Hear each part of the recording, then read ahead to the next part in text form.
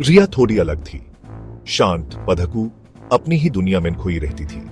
आर्यन बिल्कुल उल्टा, party lover, हमेशा दोस्तों से घिरा रहता था।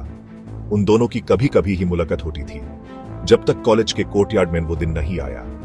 आर्यन एक गेम खेल रहा था और रिया से टकरा गया। रिया की किताबें गिर गई। आर्यन ने शर्माते हुए किताबें उठाए और सॉरी बोला। उनकी नजरें मिली। क्या वो एक स्पार्क था, एक कनेक्शन? नहीं, अभी नहीं, बस एक अनोखी दोस्ती की शुरुआत थी।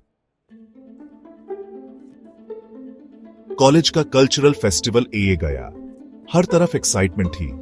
आर्यन तो पार्टिसिपेट कर ही रहा था एक ड्रामा परफॉर्मेंस में, लेकिन सबको हैरानी हुई जब रिया ने भी पार्टिसिपेट किया।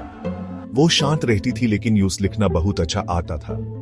वो प्ले की स्क्रिप्ट में हेल्प कर रही थी। रिहर्सल्स के दौरान उनकी मुलाकात फिर से होने लगी। आर्यन एक सीन में प्रॉब्लम फेस कर रहा था। रिया ने यूज एक सजेशन दिया और आर्यन ने सीन में कमाल कर दिया। उनका कनेक्शन बढ़ने लगा। हंसी मजाक, मस्ती उनके पलों को खूबसूरत बनाने लगी। एक बॉन्ड बन रहा था, चुपके से, बिना कहे। परफॉर्मेंस वाला दिन आ गया। ऑडिटोरियम में एक्साइटमेंट थी। आर्यन घबराहट में था।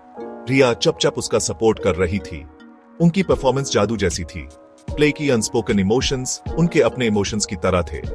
एक दूसरे को देखा, एक पल के लिए सांसें थम गई। बैकस्टेज तालियों के बाद आर्यन ने अपने दिल की बात कह दी, अपने फीलिंग्स जो इतने दिनों से छुपाए थे। रिया शॉक्ड, उसका दिल कंफ्यूज्ड। वो रेडी नहीं थी, प्यार के लिए नहीं, अभी ही नहीं।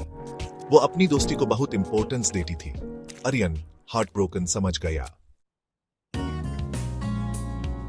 उनकी दोस्ती कब नहीं हुई, वो क्लोज रहे। अनस्पोकन फीलिंग्स समझे गए लेकिन उनपे कोई एक्शन नहीं लिया गया।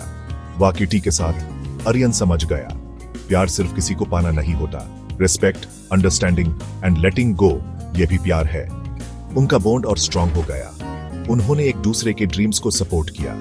उनकी दोस्ती उनकी स्ट्रेंथ एंड जॉय बन गई। और शायद, सिर्फ शायद, फ्यूचर में कभी प्यार फिर से ब्लॉसम हो। लेकिन अभी के लिए उनके अनस्पोकन बॉन्ड की खूबसूरती ही काफी थी।